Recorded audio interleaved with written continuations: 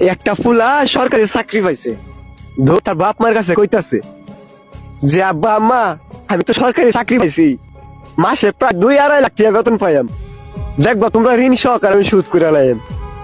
এই কথাটা কইতেই বাবা মা একে অপর থাকাইয়া একটু মুস্কি হাসি দিল। তখন ফুলাই কইতাছে কিতা, কি গো তোমরা হাসলা কেন? না বাবা এমনিতে হাসি। আচ্ছা তুই যেহেতু আমাদের ঋণ সুদি করতে চাইতেছস, আজকে রাইটটা যদি তুই আমরা সাথে থাকতে পারস তাহলে তোর ঋণ সুদ দিয়ে দেবো। পরে ফুলাই কইতাছে কি, কই এইটা কোনো ব্যাপার হইলো?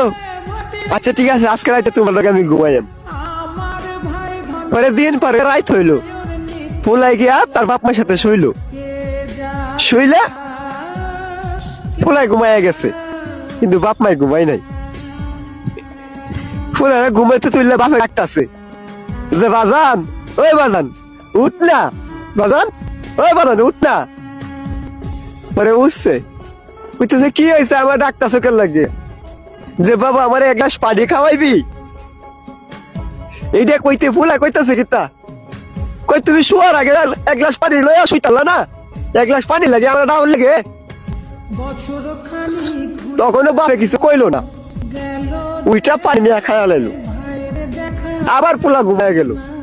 এর কিছুক্ষণ পরে দেয়া আবার ডাকতাছে ফুলারে, বাজান ওই বাজান উঠ না, আমি একটু টয়লেটে যাবো।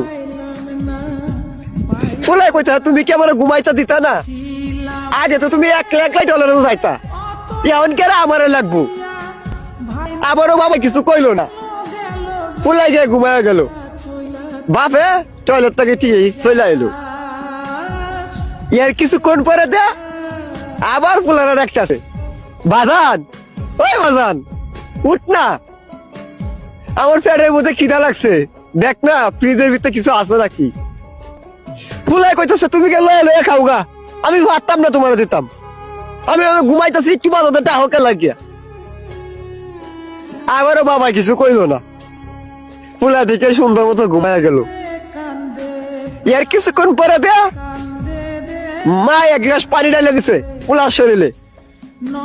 ফুলা তো বিশাল রাগ পাইছে, উঠতে কইতাছে তোমরা কি চালাইছো, একবার বাপে কই টয়লেটে যাবো পানি খাইবো, এটা কি লাগছে ভাত খাইবো, তোমরা কি আমার ঘুমাইতে দিতা না।